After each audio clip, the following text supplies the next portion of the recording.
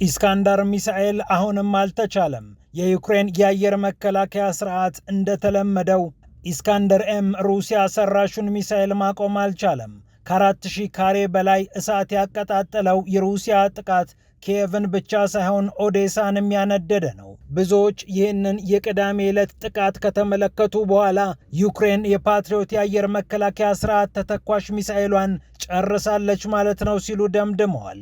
ምክንያቱም የተለቀቁት ቪዲዮዎች ይህንን የሚያረጋግጡ ናቸውና። ሌሎች የዩክሬን ሚዲያዎች ደግሞ የዩክሬን የአየር መከላከያ ስርዓት እንደ ከዚህ ቀደሙ በተደራጀና በተዋቀረ መልኩ መተኮስ አቅቶት እያንዳንዱን ኢላማ ባለሙያዎች ለይተው በቅደም ተከተል ወይም ቅድሚያ በመስጠት ብቻ እንዲመቱ ተደርገዋል እያሉ ይገኛሉ። ዜሌንስኪ የፈሩት ነገር ደጋግሞ ደርሶባቸዋል። አሁን የሩሲያ ጥቃት ከአቅማቸው በላይ ከመሆኑ የተነሳ ኪየቭን ማዳን አልቻሉም። የአየር መከላከያ ስርዓቱ የማስጠንቀቂያ ድምፅ ያወጣው ጥቃቱ ከተሰነዘረና ፍንዳታው ካጉረመረመ በኋላ መሆኑ ደግሞ ዜጎች በአግባቡ የሚጠለሉበትን ጊዜ እንዳያገኙም አድርጓል ተብሏል። ፓትሪዮት ሚሳኤልን ታመርቻለሽ ተረጋጊ የተባለችው ዩክሬን እስከዚያ የሚያረጋጋ ነገር ግን ልታገኝ አልቻለችም። ጉዳዩን በስፋት እንመለከተዋለን። ኪየቭ ሌላ ጣጣም መጥቶባታል። የዩክሬኑ ፕሬዝዳንት ቮሎዲሚር ዜሌንስኪ ምላሳቸው አሁንም እሳት እያነደደ ይገኛል። ከናዚዎች ጋር ተባብረው በመቶ ሺዎች የጨፈጨፉ ሚሊሻዎችን እውቅና ከሰጡ በኋላ ፖላንድ ኩርፊዋን ልትገታ አልቻለችም። ዩክሬን ከስካር ትውጣ ብለዋል ጠቅላይ ሚኒስትሩ በድጋሚ።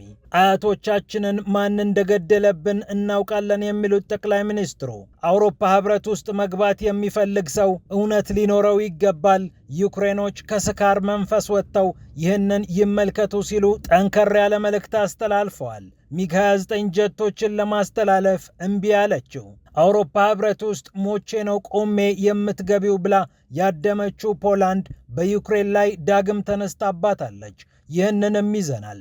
እንዲሁም ቱርክ ዝነኛውን የአሜሪካ ጀት ለማግኘት የሩሲያን የአየር መከላከያ ስርዓት ወግድ ልትል ጫፍ ላይ የደረሰች ይመስላል።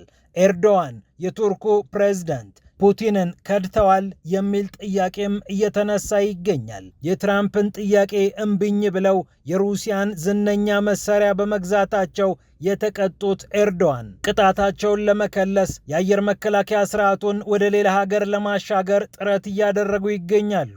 የመካከለኛው ምስራቅ ሀገራትም በተለይ የባህረ ሰላጤው ሀገራት ደግሞ አሰፍስፈው የሩሲያን መሳሪያ እኔ ልውሰደው እያሉ ነው። ይህንንም እንመለከታለን። ፒያሳ ኔትወርክን ስትከታተሉ ሁሉንም በጥልቀት ታገኛላችሁ። ፒያሳ ኔትወርክን ሰብስክራይብ፣ ላይክ እና ሼር በማድረግ የፈጣን የተአማኒና የጥልቅ ዘገባዎች ቤተሰቡን ስንል በአክብሮት ጋብዘናል። ብስራት ከፈለኝ ነኝ። አሁን ወደ ጉዳዮቻችን አለፍን። ሩሲያ ኪየቭ የሚገኘውን የድሮን ማምረቻ እንደመታች የሩሲያ የመከላከያ ሚኒስቴር በሰጠው መግለጫ ጠቅሷል።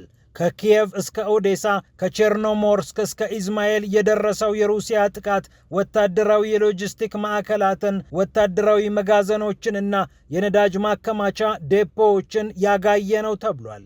ኤሮድሮን የተባለው በኪየቭ መቀመጫውን ያደረገው የድሮን ፋብሪካም የሩሲያ ሚሳኤሎችና ድሮኖች እንደወረዱበት ተረጋግጧል። ፋምፕሊት የተሰኘው ፋየርፖይንት ድሮኖችን የሚያመርተው ሌላኛው ማምረቻም የጥቃቱ ሰለባ መሆኑ እየተነገረ ይገኛል። መሳሪያ ማከማቻዎች፣ መገጣጠሚያዎችና ሌሎች ወታደራዊ መሰረተ ልማቶች መጠቃታቸውን ያረጋገጠችው ሞስኮ ኪየቭ የሲቪል መሰረተ ልማቶችን ስታጠቃ እኔ ግን ወታደራዊ የሆኑትን መርጬ እያጠቃው ነው ስትል መግለጫ ሰጥታበታለች። ከ11 ሰዎች በላይ በኪየቭ እንደተገደሉ የሚዘገበው አልጀዚራ ደግሞ ጥቃቱ እጅግ መጠነ ሰፊ እንደነበር ይገልጻል። የኪየቭ የአየር መከላከያ ስርዓት የሚተኮሱትን ሚሳኤሎችና ድሮኖች በአግባቡ መከላከል እንዳልቻለ፣ የምዕራባውያን መሳሪያ አሁንም በጥብቅ እንደሚፈለግ ያትታል። አስገራሚው ነገር ጥቃቱ ከተፈጸመ ከ2 ደቂቃ በኋላ ነበር የአየር መከላከያ ስርዓቱ የሚያሰማው የማስጠንቀቂያ ድምፅ ለኪየቭ ነዋሪዎች የደረሳቸው። ይህ ደግሞ ከዘገየ ፍንዳታው እሳቱ ከተቀጣጠለ በኋላ መሆኑ ነው። ይህም ጉዳቱ እንዲጨምር አድርጓል ተብሏል። 6 የሚሆኑ ኢስካንደር ኤም ባሊስቲክ ሚሳኤሎችን አከታትላ ተኩሳለች የተባለችው ሩሲያ ኤስ-400 የአየር መከላከያ ስርዓት ውስጥ ያሉትን ሚሳኤሎችን ሳታምዘገዝግ እንዳልቀረች ኪየቭ ጠርጥራለች። መሳሪያዎቹ የተተኮሱት ከብሪያንስክ ክልል እንደሆነም ተገምቷል። 6 ታክቲካል ክሩዝ ሚሳኤሎችን ከተጨማሪ 121 ድሮኖች ጋር አቀነባብራ የላከችው ሞስኮ 111ዱ ድሮኖች ቢመቱባትም 2ቱ ክሩዝ ሚሳኤሎች ቢወድቁባትም ሁሉም 6ቱም ባሊስቲክ ሚሳኤሎች ግን ኢላማቸውን እንደመቱ ራሷ ኪየቭ አረጋግጣላታለች። ፓትሪዮት የአየር መከላከያ ስርዓት ይሰጠኝ ብለው ዜሌንስኪ ሲጠይቁ ትራምፕ ደግሞ በቃ ታመርቱታላችሁ ብለው ሰውየውን ለማረጋጋት ቢሞክሩም ከአጣዳፊዎቹ የኢስካንደር ኤም ባሊስቲክ ሚሳኤል ግን የሚያስጥል አጣዳፊ ጸረ ሚሳኤል ሊገኝ አልቻለም። የኤሌክትሪክ መስመር ሰብስቴሽኖችም ጭምር አደጋ ላይ ወድቀውበታል የተባለው ይህ ጥቃት ከ4000 ካሬ ሜትር በላይ እሳት ያያያዘ እንደነበርና የዩክሬን የእሳት አደጋ ሰራተኞችን ሥራ ያበዛ እንደነበርም ተነግሯል። ሩሲያ በቅርብ ጊዜ ውስጥ ከባባድ ጥቃቶችን እየጨመረች የምትገኘው የዩክሬን ጠላፊ ሚሳኤሎች ቁጥር እጅጉን እንደተመናመነ በማወቋ ነው ተብሏል። እርግጥ ነው ለዩክሬን ጥቃትም ቢሆን ምላሽ ለመስጠት ሩሲያ ጥቃት መሰንዘሯ የሚቀር አልነበረም።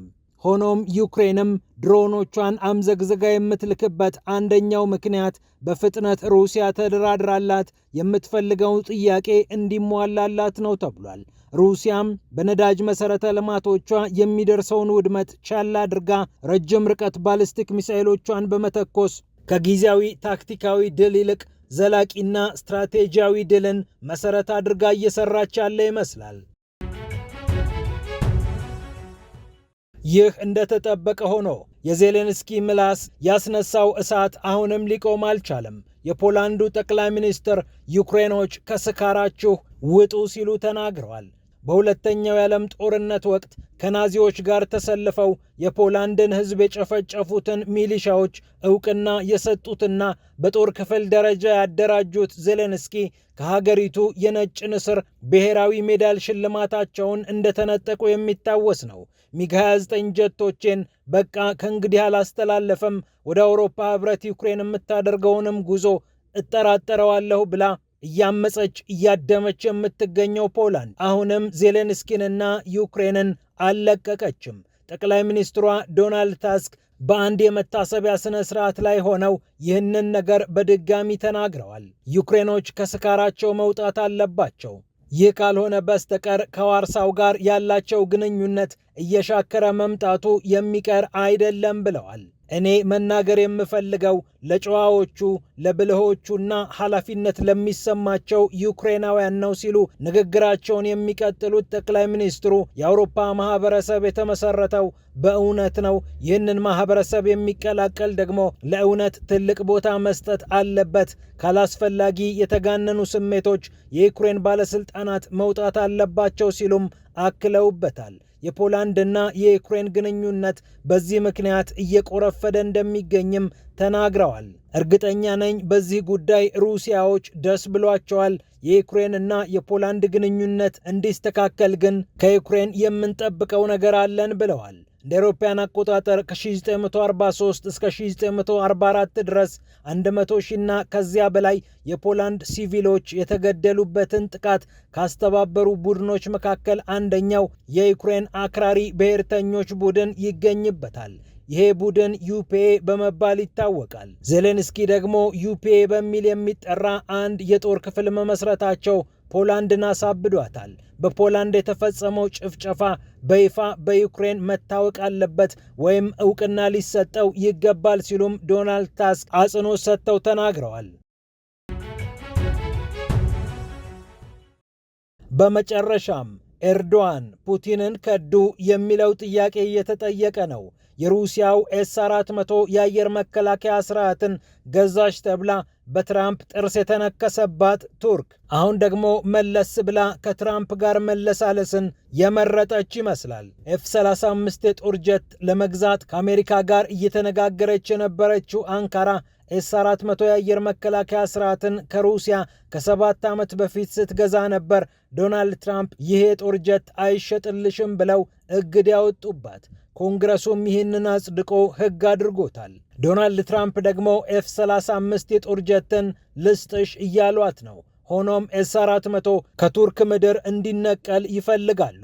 ኤርዶዋንም ይህንን የጦር መሳሪያ ለገልፍ ሀገራት አሳልፈው በመስጠት ወይም በመሸጥ ለአሜሪካ ቦታ መስጠት መርጠዋል። ክሬምሊንም ይህ ጉዳይ እንዳለ እውቅና ሰጥቶ በቃል አቀባዩ በዲሚትሪ ፔስኮቭ አማካኝነት ወደ ባህረ ሰላጤው ሀገራት ይህ የአየር መከላከያ ስርዓት ሊጓዝ እንደሚችል ፍንጭ ተገኝቷል። ቱርክ ለባህረ ሰላጤው ሀገራት ይህንን መሳሪያ ለማስተላለፍ እያሰበች ሲሆን ሩሲያም ጉዳዩን እየተመለከተችው እንደሚገኝ ተሰምቷል። ጉዳዩ ስስ የደህንነትና ወታደራዊ ጉዳይ እንደመሆኑ ከዚህ በላይ አንልበትም ብለው ዲሚትሪ ፔስኮቭ ቢናገሩም የሆነ ድርድር እየተደረገ እንደሆነ ግን ከንግግራቸው መረዳት ይቻላል። የትኛዋ ሀገር ይህንን መከላከያ ስርዓት ትረከባለች የሚለው ጉዳይ ግን እስካሁን አልታወቀም። ኤርዶዋንም ምናልባት በመካከለኛው ምስራቅ ያለባቸው ስጋት ከወደ እስራኤል መነሳቱ የሚቀር አይደለም በሚል ስሌት ኤፍ-35ን መታጠቅ ይበልጥ ትኩረት ሰጥተውታል እየተባለ ይገኛል። በዚህም ምክንያት ለፑቲንም ለትራምፕም ወዳጅ መሆን ችለው የነበሩት ኤርዶዋን በዚህኛው አካሄድ ከፑቲን ትንሽ ገሸሽ ማለትን የፈለጉ ይመስላል። ወደ ትራምፕ ጠጋ ለማለት ፒያሳ ኔትወርክን ስትከታተሉ ስለቆያችሁ ክብረት ይስጥልን ብለናል። ፒያሳ ኔትወርክን ሰብስክራይብ፣ ላይክ እና ሼር በማድረግ የፈጣን የተአማኒና የጥልቅ ዘገባዎች ቤተሰቡን ስንል በአክብሮት እንጋብዛለን። ብስራት ከፈለኝ ነበርኩ። ሰላም ለዓለማችን።